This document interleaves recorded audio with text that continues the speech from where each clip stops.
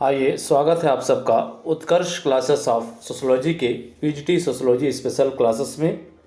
आज हम देखेंगे सामाजिक प्रक्रियाएं के अंतर्गत सहयोग, कोऑपरेशन। यह वीडियो न केवल पीजीटी के लिए महत्वपूर्ण है बल्कि BA, MA, NET, JRF, JIC, GDC, UPHESC आदि परीक्षाओं के लिए भी महत्वपूर्ण है। सहयोग पर आधारित कुल 60 प्रश्न इस वीडियो में प्रस्तुत किए जा रहे हैं। उम्मीद करते हैं ये वीडियो आप लोगों को पसंद आएगा। वीडियो अगर पसंद आए, आप लोगों के लिए उपयोगी हो, तो वीडियो को लाइक करिएगा, वीडियो को शेयर करिएगा और चैनल को सब्सक्राइब ज़रूर कर लीजिएगा, ताकि एक ही मंच पर आपको PGT, NET, JRF, JIC, GDC, UPHESC एवं बीए, एमए से संबंधित समस्त वीडियो आपको प्राप्त हो सके। तो आइए शुरुआत करते हैं Utkarsh classes of sociology by Umesh sir. आज का जो हमारा पहला प्रश्न है वो स्क्रीन पे है आपके। पहला प्रश्न यहाँ पे देखें कि सामाजिक प्रक्रिया के मूल में गति, परिवर्तन, प्रवाह और समाज के निरंतर परिवर्तित होने की भावना विद्यमान है। यह कथन निम्नलिखित में से किसका है? एक परिभाषा दी जा रही है कि कहा जा रहा है कि सामाजिक प्रक्रिया जो है कि मूल में क्या है? गति है, परिवर्तन है, प्रवाह है और समाज के निरंतर परिवर्तित होने की एक भावना विद्यमान होती है। ये कथन किसका है? परिभाषा किसकी है पूछा जा रहा? ए विंसेज यो विंसेज, B Max Lerner, C Gillin यो गिलिन, डी मैकाइवर यो पेज। तो ये जो परिभाषा दी गई है वो परिभाषा दी गई है मैक्स लर्नर के द्वारा। मैक्स लर्नर, तो ये जो है मैक्स लर्नर की परिभाषा है, ये आपका जो है सही हो जाएगा। अगला आप देखें तो अगला प्रश्न हमारा जो है, दूसरा जो अगला प्रश्न है हमारा वो हम देखते हैं। तो यहाँ पे आप देखें तो किसका कथन है कि अंतःक्रिया के विभिन्न स्वरूपों को ही सामाजिक प्रक्रिया कहते हैं? ऑप्शन है आपका विंसेज यो विंसेज, B Max Lerner, C Gillin और गिलिन और डी मैकाइवर यो पेज। तो ये जो परिभाषा दी गई है वो दी गई है विंसेज यो विंसेज के द्वारा। महत्वपूर्ण परिभाषा है, तो ये परिभाषा विंसेज और विंसेज की है, तो ये ऑप्शन आपका यहाँ पे सही हो जाएगा। अगला आप देखें, निम्नलिखित में से सामाजिक प्रक्रिया के आवश्यक तत्व हैं। आपसे ये पूछा जा रहा है कि सामाजिक प्रक्रिया के आवश्यक तत्व कौन से हैं? तो यहाँ पे आप देखिए तो पहला दिया जा रहा है ए निरंतरता, बी घटनाओं का एक क्रम, सी विशिष्ट परिणाम और डी उपयुक्त सभी। तो यहाँ पे आप देखिए तो सामाजिक प्रक्रिया के जो तत्व हैं ये उपरोक्त सभी हैं। निरंतरता भी है, घटनाओं का एक क्रम भी है, विशिष्ट परिणाम भी है। तो डी ऑप्शन आपका यहाँ सही हो जाएगा, उपयुक्त सभी।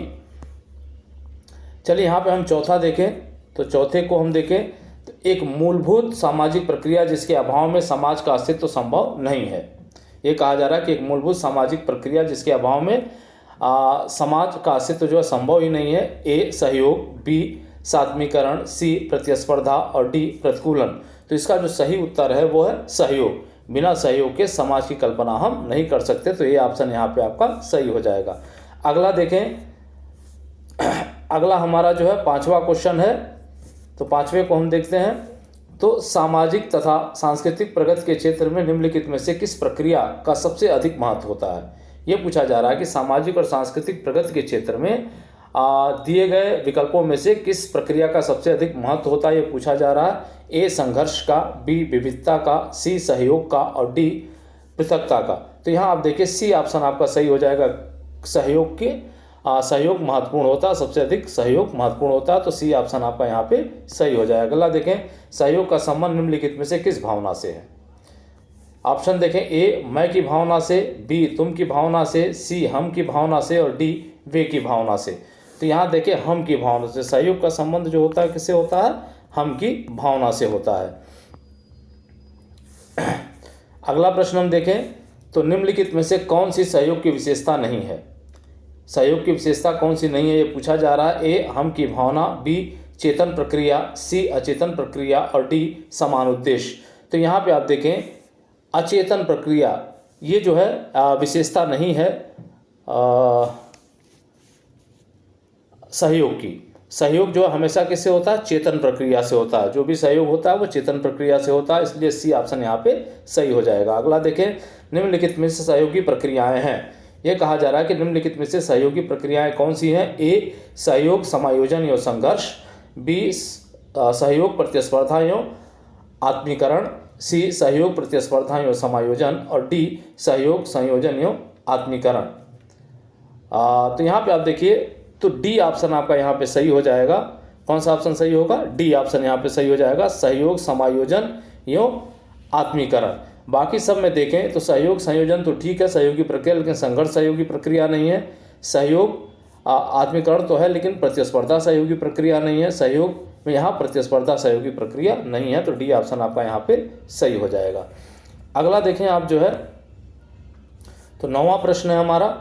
तो यहाँ पे देखें निम्नलिखित में से कौन सहयोग का तत्व नहीं है। ये कहा जा रहा है कौन सा सहयोग का तत्व नहीं है। ए, उद्देश्यों को प्राप्त करने के तरीके सुनियोजित हों, उद्देश्यों को प्राप्त करने के तरीके जो सुनियोजित हों। बी, इसे राज्य और व्यक्तियों पर समान रूप से लागू किया जा सकता है। सी, उद्देश्यों को प्राप्त करने के तरीके संगठित या असंगठित हो सकते हैं। उद्देश्य प्राप्त करने के तरीके संगठित हों। अब यहाँ पे आप देखिए तो बी ऑप्शन आपका क्या हो जाएगा, यहाँ पे सही हो जाएगा। इसे जो है राज्य और व्यक्तियों पर समान रूप से लागू नहीं किया जा सकता, तो बी ऑप्शन यहाँ पे सही हो जाएगा। अगला देखें आप जो है निम्नलिखित में से कौन सी असहयोगी सामाजिक प्रक्रिया नहीं है। ये कहा जा रहा है कि निम्नलिखित में से कौन सी असहयोगी सामाजिक प्रक्रिया नहीं है। ऑप्शन ये है ए प्रतिस्पर्धा, बी आत्मसात्करण, सी प्रतिकूलन और डी संघर्ष। ये पूछा जा रहा है कि असहयोगी सामाजिक प्रक्रिया कौन सी नहीं है, तो ये जो है ऑप्शन बी सही होगा, क्योंकि आत्मसात्करण जो वो सहयोगी प्रक्रिया है। तो बी ऑप्शन आपका यहाँ पे सही हो जाएगा। 10वां का बी आपका सही हो जाएगा, बी लगाएंगे आप इसको। अगला देखें जो है तो अगला हमारा 11वां प्रश्न है। आत्मसात्करण एक प्रक्रिया है जो है एक जागरूक प्रक्रिया है, बी तीव्र प्रक्रिया है, सी अचेतन प्रक्रिया है, डी उपरोक्त सभी है। तो यहाँ पे देखिए आत्मसात्करण जो होता है वो अचेतन प्रक्रिया होती है, तो सी ऑप्शन आपका यहाँ पे सही हो जाएगा, अचेतन प्रक्रिया। अगला देखें सामाजिक सहयोग की प्रकृति होती है। ये पूछा जा रहा है कि सामाजिक सहयोग की प्रकृति कैसी होती है। ए जागरूक होती है, बी सचेतन होती है, सी अचेतन होती है और डी उपरोक्त सभी होती है। तो यहाँ पे आप देखें तो 12 नंबर का जो प्रश्न है वो देखें तो जो सामाजिक सहयोग होता है हमेशा सचेतन प्रक्रिया होती है, व्यक्ति सचेत रहता है सहयोग में, तो बी ऑप्शन यहाँ पे जो है वो सही हो जाएगा। अगला देखें आप 13 नंबर का प्रश्न है आपके सामने जो है यहाँ पे, वह प्रक्रिया जिसके द्वारा विभिन्न व्यक्तियों एवं समूहों के विचार, व्यवहार, दृष्टिकोण एवं सामाजिक जीवन पद्धति आपस में मिलने के बाद एक हो जाए। कहा जा रहा है कि वह प्रक्रिया जिसके द्वारा विभिन्न व्यक्तियों एवं समूहों के विचार, व्यवहार, दृष्टिकोण एवं जीवन पद्धति आपस में मिलने पर एक हो जाएं, क्या है वो? तो ए सहयोग, बी सामूहिकरण, सी सात्मीकरण और डी एकीकरण। तो यहाँ पे आप देखें तो ऑप्शन आपका जो है यहाँ पे सी सही हो जाएगा। क्या हो जाएगा? सात्मीकरण, सी सात्मीकरण। अगला देखें प्रश्न हम देखते हैं अगला। यहाँ पे आप देखें तो अगला प्रश्न हमारा है, किसका कथन है कि सात्मीकरण वह प्रक्रिया है, सात्मीकरण वह सामाजिक प्रक्रिया है जिसके द्वारा बहुत से व्यक्तियों की मनोवृत्तियाँ एक हो जाती हैं और इस प्रकार वे संगठित समूह का रूप ले लेती हैं। ये कथन किसका है पूछा जा रहा है, एक बार फिर से सुन ले। सात्मीकरण वह सामाजिक प्रक्रिया है जिसके द्वारा बहुत से व्यक्तियों की मनोवृत्तियाँ एक हो जाती हैं और इस प्रकार वे संगठित समूह का रूप ले लेती हैं। A Lundberg, B Johnson, C Bogardus और डी किंग्सले डेविस। ये पूछा जा रहा है कि परिभाषा किसकी है, तो यहाँ देखें तो ये परिभाषा है आपकी बोगार्डस की। किसकी परिभाषा है? बोगार्डस की परिभाषा है, तो सी ऑप्शन आपका यहाँ पे सही हो जाएगा। अगला प्रश्न हम देखें तो 15वां प्रश्न हमारा है, निम्नलिखित में से प्रत्यक्ष सहयोग पर आधारित है। ये पूछा जा रहा है कौन सा इसमें प्रत्यक्ष सहयोग पर आधारित है। ए परिवार, बी सरकार, सी संसद और डी संयुक्त राष्ट्र संघ। तो यहाँ देखें ए ऑप्शन आपका जो है वो सही हो जाएगा, ये प्रत्यक्ष सहयोग पर आधारित है, तो ये ऑप्शन आपका सही हो जाएगा। अगला देखें निम्नलिखित में से प्रत्यक्ष सहयोग के उदाहरण हैं।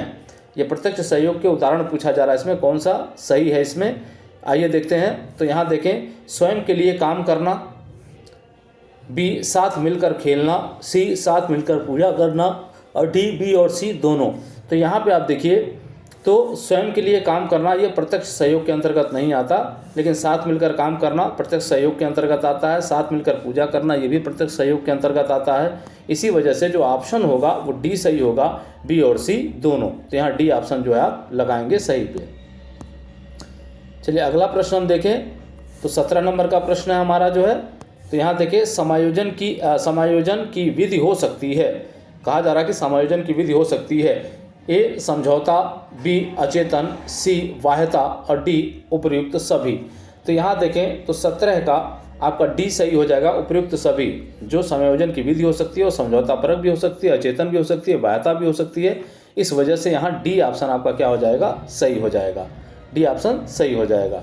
अगला देखें, वह प्रक्रिया जिसमें व्यक्ति या समूह अपने भेद या प्रचंड विरोधों के बावजूद मिलकर काम करते हैं कहलाती है। ये कहा जा रहा है कि वह प्रक्रिया जिसमें व्यक्ति और समूह अपने भेद या प्रचंड विरोधों के बावजूद मिलकर काम करते हैं, क्या कहलाता है? इसको क्या कहेंगे हम? ए समायोजन कहेंगे, बी सहयोग कहेंगे, सी समझौता कहेंगे और डी प्रतिस्पर्धा कहेंगे। तो यहाँ आप देखिए तो 18 नंबर का ए सही हो जाएगा आपका। क्या कहेंगे हम? समायोजन कहेंगे। विरोध होते हुए भी मिलकर काम करना जो है वो समायोजन के अंतर्गत आता है।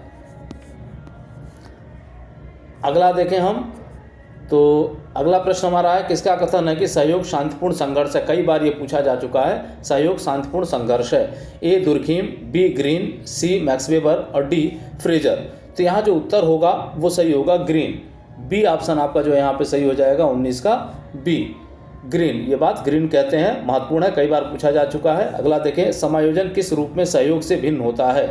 समायोजन किस रूप में सहयोग से भिन्न होता है ये पूछा जा रहा है। तो यहाँ पे आप देखिए असहयोग की प्रवृत्ति पाई जाती है, असहयोग की प्रवृत्ति पाई जाती है। बी समाजीकरण नहीं होता, सी इच्छा का अभाव रहता है और डी सहमत निहित होती है। अब यहाँ देखें तो समायोजन सहयोग से भिन्न होता है क्योंकि समायोजन में असहयोग की प्रवृत्ति पाई जाती है। तो यहाँ जो है जो ऑप्शन सही होगा आपका वो ए सही हो जाएगा, क्योंकि सहयोग में जो है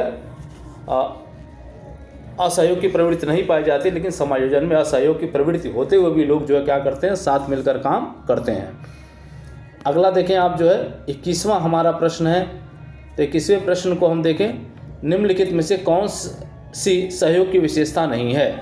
ए सामूहिकता, बी स्वैच्छिक प्रतिभागिता, सी गतिशीलता और डी सामान्य लक्ष्य।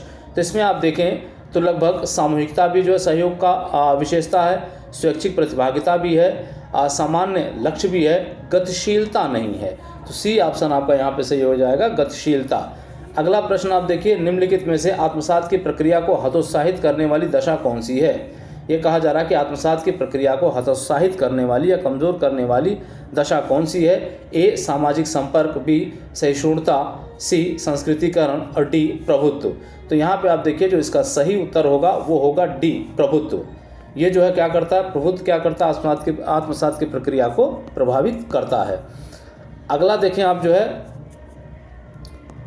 आत्मसातकरण क्या है? ये कहा जा रहा है कि आत्मसातकरण क्या है? ए सामाजिक जीवन के सभी तत्वों का आत्मसात करना, बी सामाजिक जीवन के किसी एक पक्ष का आत्मसात करना, सी ए और बी दोनों और डी उक्त में से कोई नहीं। तो यहाँ देखिए इसका जो सही उत्तर है वो है सी ए और बी दोनों।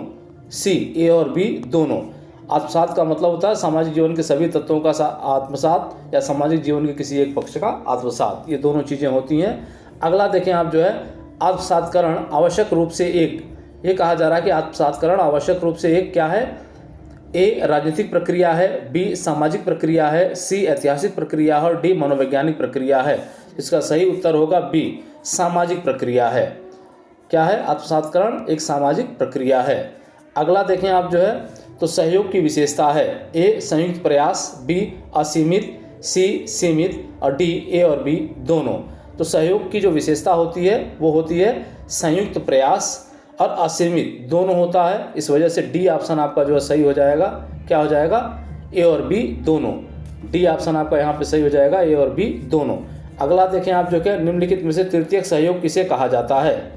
निम्नलिखित में से तृतीयक सहयोग किसे कहा जाएगा ये पूछा जा रहा है, महत्वपूर्ण है। ए अनुकूलन को, बी आत्मसातकरण को, सी समायोजन को और डी समंजन को।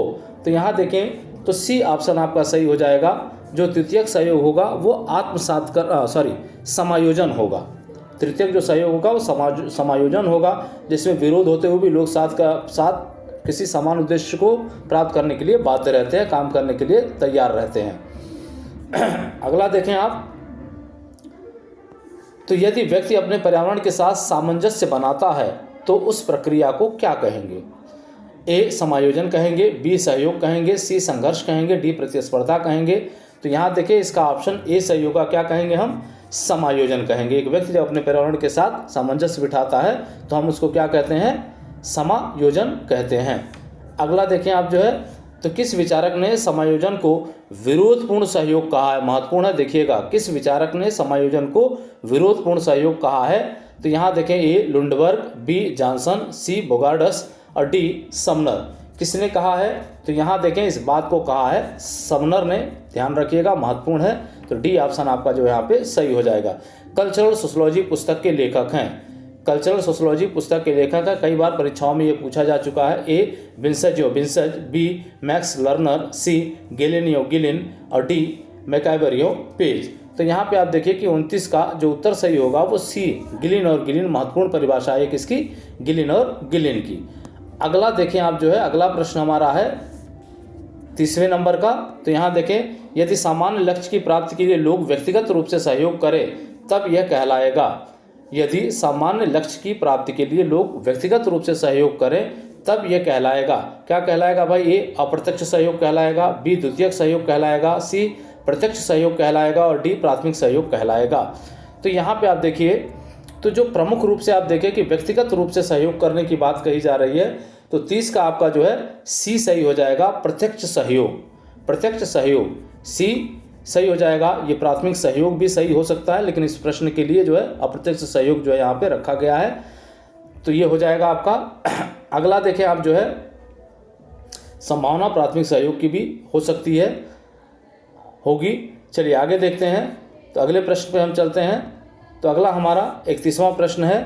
तो यहाँ देखिए, जब समान उद्देश्यों की पूर्ति के लिए एक से अधिक व्यक्ति आपस में सहयोग करते हुए विभिन्न प्रकार के कार्यों को करते हैं तो उसे कहा जाता है। ए अप्रत्यक्ष सहयोग, बी द्वितीयक सहयोग, सी प्रत्यक्ष सहयोग और डी प्राथमिक सहयोग। तो क्या कहा जाता है? जब समान उद्देश्यों की पूर्ति के लिए एक से अधिक व्यक्ति आपस में सहयोग करते हुए विभिन्न प्रकार के कार्यों को करते हैं तो क्या कहा जाता है? अप्रत्यक्ष सहयोग। क्या कहा जाएगा? अप्रत्यक्ष सहयोग। तो ए ऑप्शन आपका यहाँ पे सही हो जाएगा। अगला देखें आप जो है, तो अगला प्रश्न हमारा जो निम्नलिखित में से अप्रत्यक्ष सहयोग का उत्तम उदाहरण है। कुछ उदाहरण दिए गए हैं, ये पूछा जा रहा है कि अप्रत्यक्ष सहयोग का उत्तम उदाहरण कौन सा होगा। ए मैदान में फुटबॉल खेलते खिलाड़ी, बी ताश खेलते कुछ व्यक्ति, सी श्रम विभाजन, डी अपने लिए विभिन्न प्रकार के कार्यकर्ता व्यक्ति। तो यहाँ जो सही होगा, जो सर्वोत्तम उदाहरण होगा अप्रत्यक्ष सहयोग का, वो होगा श्रम विभाजन का। तो सी ऑप्शन आपका यहाँ सही हो जाएगा। विभिन्न प्रकार के कार्य करते हुए लोग क्या करते हैं, जो है किसी का उत्पादन को जो है संपन्न करने का प्रयास करते हैं। जैसे कंपनियों में काम करते हैं, उस आधार पर यहाँ देखिए अप्रत्यक्ष सहयोग करते हैं। जैसे अगर शर्ट बनाना है बड़ी बड़ी कंपनियों में, कॉलर कोई और बना रहा है, बटन कोई और लगा रहा है, कच कोई और बना रहा है, तो इस तरह से चीज़ें अलग अलग करके जो एक प्रिपरेशन जो है तैयार करते हैं एक उत्पाद को। तो श्रम विभाजन जो अप्रत्यक्ष सहयोग का एक जो है सर्वोत्तम उदाहरण माना जा सकता है। अगला देखें आप जो है, तो 33 नंबर का प्रश्न है हमारा, उसको हम देखें यहाँ पे।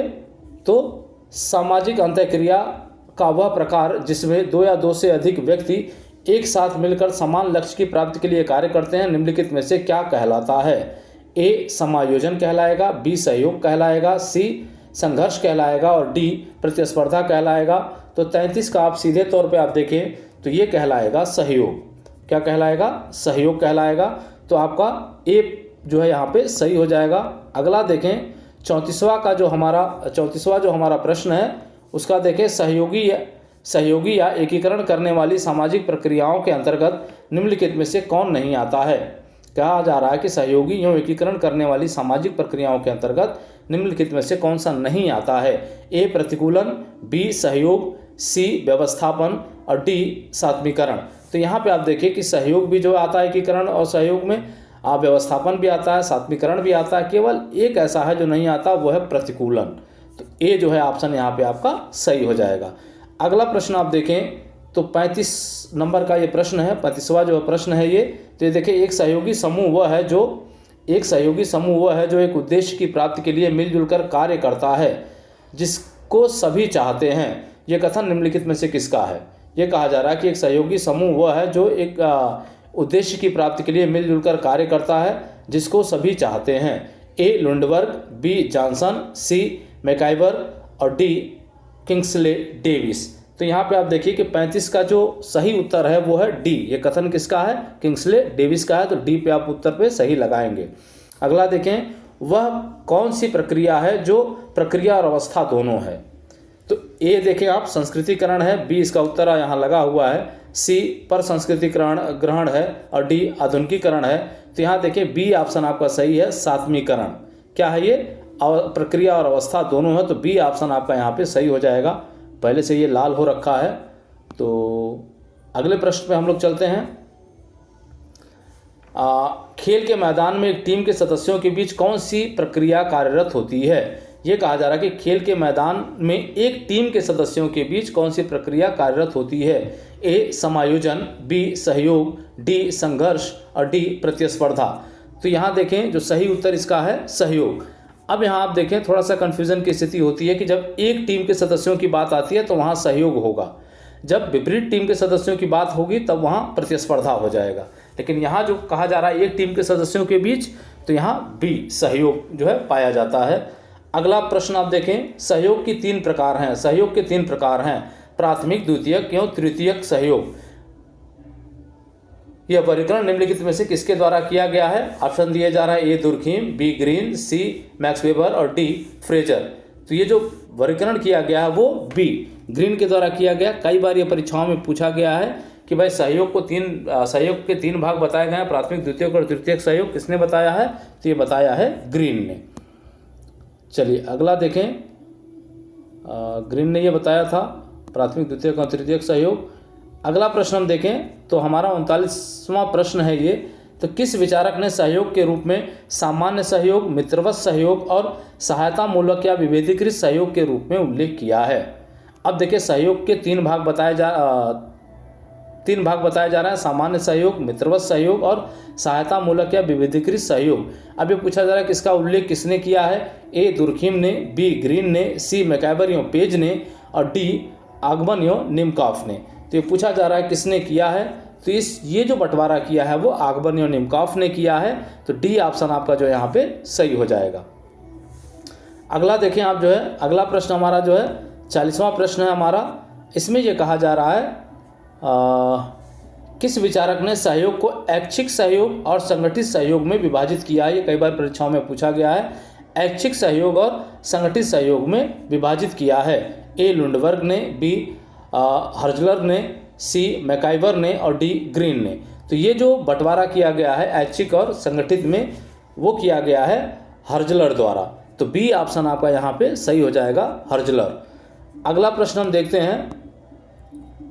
अगले प्रश्न में ये पूछा जा रहा है आपसे जो 41वां प्रश्न है, किस विचारक ने सहयोग के 4 स्वरूपों स्वतः स्फूर्त, परंपरागत, निर्देशित तथा संविदात्मक का उल्लेख किया? ये भी परीक्षा में पूछा जा चुका है। किस विचारक ने सहयोग के 4 स्वरूपों स्वतः स्फूर्त, परंपरागत, निर्देशित तथा संविदात्मक का उल्लेख किया है? ए रॉबर्ट निस्बेट, बी हर्जलर, सी मैकाइवर और डी ग्रीन। तो इसका जो सही उत्तर है 41 नंबर का वो है रॉबर्ट निस्बेट। Robert Nisbet. तो ये ए उत्तर आपका जो है वो सही हो जाएगा यहाँ पे। अगला प्रश्न हम देखते हैं, 42वां प्रश्न है हमारा जो है, और वो देखें, अंतःक्रिया की वह सामाजिक प्रक्रिया, अंतःक्रिया की वह सामाजिक प्रक्रिया जिसमें सहमत के क्षेत्र का आलेखन किया जाता है उसे निम्नलिखित में से क्या कहते हैं?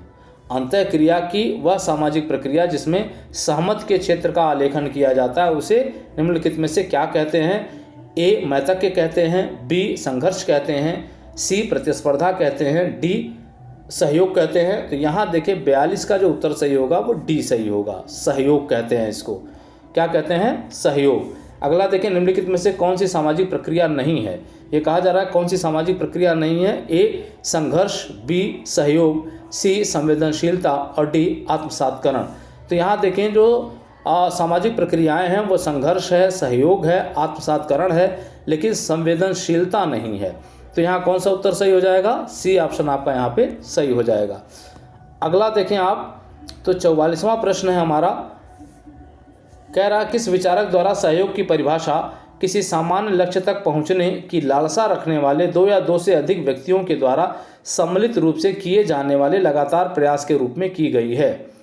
ए Gisbert, B Merrill and Eldridge, C Fichter और डी ग्रीन। ये कहा जा रहा है कि ये परिभाषा किसकी है। तो यहाँ देखें ये परिभाषा जो दी गई है वो परिभाषा दी गई है मेरिलियो एल्ड्रिच के द्वारा। तो बी ऑप्शन आपका यहाँ पे सही हो जाएगा। अगला प्रश्न हम देखते हैं 45 नंबर का प्रश्न है हमारा जो 45वां। तो यहाँ देखें निम्नलिखित में से सामाजिक प्रक्रिया कौन सी है। ये पूछा जा रहा है कि जो आप विकल्प दिए गए हैं उसमें सामाजिक प्रक्रिया कौन सी है। ए जनरीति, बी प्रथा, सी कानून और डी सहयोग। तो यहाँ देखिए जो उत्तर सही है वो है डी सहयोग। सहयोग इसमें सामाजिक प्रक्रिया, बाकी कोई सामाजिक प्रक्रिया इसमें नहीं है। बहुत ही महत्वपूर्ण पुस्तक मॉडर्न सोसाइटी पुस्तक के लेखक कौन है। मॉडर्न सोसाइटी पुस्तक के लेखक कौन है ये पूछ रहा है आपसे। A Vincent Vincent, B Max Lerner, C Gillin और गिलिन और डी मैकआइवर पेज। तो ये जो मॉडर्न सोसाइटी पुस्तक है कई बार जो पूछी जा चुकी है, इस पुस्तक के लेखक जो हैं वो हैं विंसेंट कई बार पूछी गई है, महत्वपूर्ण पुस्तक है, आप इसको ध्यान रखिएगा। तो ए ऑप्शन आपका यहाँ पे सही हो गया। अगला प्रश्न हमारा जो है निम्नलिखित विकल्पों में से ग्रीन ने सहयोग के कौन कौन से प्रकार बताए हैं, कूटों से सही उत्तर का चयन करें। अब यहाँ कुछ दिए जा रहे हैं। तो अप्रत्यक्ष सहयोग, दूसरा प्राथमिक सहयोग, तीसरा द्वितीयक सहयोग, चौथा अप्रत्यक्ष सहयोग और पांचवा तृतीयक सहयोग। तो ग्रीन को अभी हमने देखा 3 प्रकार के सहयोगों की चर्चा करते हैं। एक कहते हैं वो प्राथमिक सहयोग है, दूसरा कहते हैं द्वितीयक सहयोग है और तीसरा कहते हैं तृतीयक सहयोग है। तो जिस ऑप्शन में भी, जिस कूट में भी जो है 2, 3 और 5 दिया होगा वो ऑप्शन सही हो जाएगा। तो यहाँ आप देखें तो सी ऑप्शन आपका यहाँ पे है 2, 3, 5। तो सी ऑप्शन यहाँ पे आपका सही हो जाएगा। अगला प्रश्न हम देखें तो अगला प्रश्न हमारा देखें 48वां प्रश्न है हमारा। निम्नलिखित विकल्पों में से मैकआइवर और पेज ने सहयोग के कौन कौन से प्रकार बताए हैं, कूटों से सही उत्तर का चयन करें। एक प्रत्यक्ष सहयोग, दूसरा प्राथमिक सहयोग, तीसरा द्वितीयक सहयोग, तीसरा अप्रत्यक्ष सहयोग और पांचवा तृतीयक सहयोग। तो मैकआइवर और पेज ने 2 प्रकार के सहयोग बताए थे। एक कहा था प्रत्यक्ष सहयोग है और दूसरा कहा था अप्रत्यक्ष सहयोग है। तो इस ऑप्शन में कूट में जहाँ भी 1 और 4 होगा वो सही हो जाएगा। तो बी ऑप्शन में 1 और 4 आपको दिखाई दे रहा है, तो यहाँ बी ऑप्शन आपका जो है वो सही हो जाएगा। चलिए अगले प्रश्न पे हम चलते हैं। 49वां प्रश्न है हमारा। परिवार, पड़ोस और मित्र मंडली में निम्नलिखित में से किस प्रकार का सहयोग पाया जाता है। ए प्राथमिक सहयोग, बी द्वितीयक सहयोग, सी मित्रवत सहयोग और डी अप्रत्यक्ष सहयोग। तो यहाँ जो सहयोग पाया जाता है वो सहयोग पाया जाता है प्राथमिक सहयोग। तो ए ऑप्शन आपका यहाँ पे सही हो जाएगा 49 का ए। अगला प्रश्न आप देखें, सात्वीकरण आवश्यक रूप से है एक। ये कहा जा रहा है कि सात्वीकरण आवश्यक रूप से एक क्या है। ए ऐतिहासिक प्रक्रिया है, बी सहयोग प्रक्रिया है, सी सामाजिक सांस्कृतिक प्रक्रिया है और डी मनोवैज्ञानिक प्रक्रिया है। तो यहाँ पे आप देखिए तो आप सात्वीकरण जो है वो सामाजिक सांस्कृतिक प्रक्रिया है। तो सी ऑप्शन आपका यहाँ पे सही हो जाएगा। तो 50 का सी उत्तर सही होगा यहाँ पे। अगला प्रश्न हम देखते हैं 51वां प्रश्न है हमारा। तो यहाँ पे आप देखें, जब एक मनुष्य परिवर्तित आवश्यकताओं के साथ अनुकूलन करने के लिए दूसरों के साथ सहयोग करता है तो ऐसे सहयोग को क्या कहते हैं। प्रश्न फिर से सुन लें। जब एक व्यक्ति परिवर्तित आवश्यकताओं के साथ अनुकूलन करने के लिए दूसरों के साथ सहयोग करता है तो ऐसे सहयोग को कहते हैं। ए प्रत्यक्ष सहयोग कहते हैं, बी द्वितीयक सहयोग कहते हैं, सी प्राथमिक सहयोग कहते हैं और डी तृतीयक सहयोग कहते हैं। तो ऐसे सहयोग को हम क्या कहते हैं, तृतीयक सहयोग। तो 51 का डी ऑप्शन आपका जो है वो सही हो जाएगा, तृतीयक सहयोग। चलिए अगले प्रश्न पे हम चलते हैं। कुल आपको 60 प्रश्न आज उपलब्ध करवाए जा रहे हैं। एक ही वीडियो में प्रयास किया जा रहा है कि ये टॉपिक आपका ख़त्म हो जाए। तो यहाँ आप देखिए 52वां प्रश्न है आपका, सहयोग का वह प्रकार जिसमें एक व्यक्ति अपने स्वार्थों की पूर्ति के लिए दूसरों के साथ सहयोग करता है। सहयोग का वह प्रकार जिसमें एक व्यक्ति क्या करता है, अपने स्वार्थों की पूर्ति के लिए दूसरों के साथ सहयोग करता है। ए प्रत्यक्ष सहयोग, बी द्वितीयक सहयोग, सी प्राथमिक सहयोग और डी तृतीयक सहयोग। तो इसे कहा जाता है द्वितीयक सहयोग। क्या कहा जाएगा इसको, द्वितीयक सहयोग। तो बी ऑप्शन आपका यहाँ पे सही हो जाएगा, द्वितीयक सहयोग। अगला प्रश्न आप देखें तो 53वां प्रश्न है हमारा, सहयोग का वह प्रकार जिसमें एक व्यक्ति समूह के स्वार्थ को ही अपना स्वार्थ समझने लगता है, समूह के हित को ही अपना हित समझकर सहयोग करता है। तो ऐसे सहयोग को हम क्या कहते हैं। ए अप्रत्यक्ष सहयोग, बी द्वितीयक सहयोग, सी प्राथमिक सहयोग और डी तृतीयक सहयोग।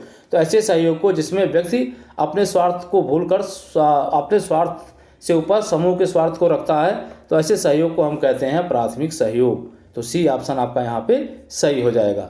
अगला प्रश्न आप देखें, 54वां प्रश्न है आपका। तो यहाँ पे आप देखें तो किसका कथन है कि सात्वीकरण वह प्रक्रिया है जिसमें किसी समय असमान व्यक्ति या समूह अपने स्वार्थ और दृष्टिकोण में समान हो जाते हैं। यह किसका कथन है कि सात्वीकरण वह प्रक्रिया है जिसमें किसी समय असमान व्यक्ति और समूह क्या करते हैं, अपने स्वार्थ और के दृष्टिकोण से क्या हो जाते हैं, समान हो जाते हैं।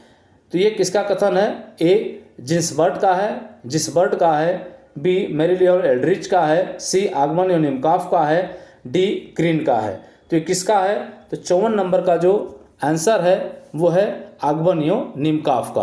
किसका है ये परिभाषा? आगमनियो निमकॉफ का है। अगले प्रश्न को हम देखते हैं जो 55 नंबर का प्रश्न है हमारे जो है। तो यहाँ पे आप देखिए वह सामाजिक प्रक्रियाएं जो समाज में एकता, संतुलन, संगठन आदि बनाए रखने में सहायक होती हैं उसे कहते हैं।